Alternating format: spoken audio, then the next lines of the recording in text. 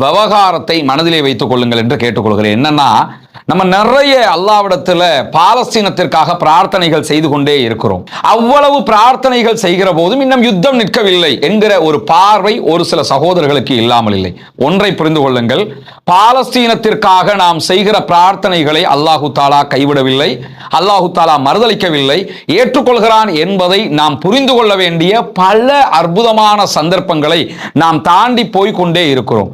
இன்றைய வீடியோவை நீங்க பார்த்தீங்கன்னாலே நம்முடைய துஆக்கள் எப்படி எல்லாம் அங்கீகரிக்கப்படுகிறது என்பதை நீங்கள் உளமாற புரிந்து கொள்வீர்கள். காரணம் என்னன்னா, எதிர்வருகிற செப்டம்பர் 22ஆம் தேதி ஐநாவினுடைய அமர்விலே பாலஸ்தீனம் தனிநாடாக அங்கீகரிக்கப்படுகிற ஐநாவினுடைய பொதுச்சபை கூட்டம் நடைபெற இருக்கிறது. அந்த கூட்டத்திலே நிறைய நாடுகள் தாங்களும் பாலஸ்தீனத்தை தனிநாடாக அங்கீகரிக்க இருக்கிற செய்திகளை சொல்ல இருக்கிறார்கள்.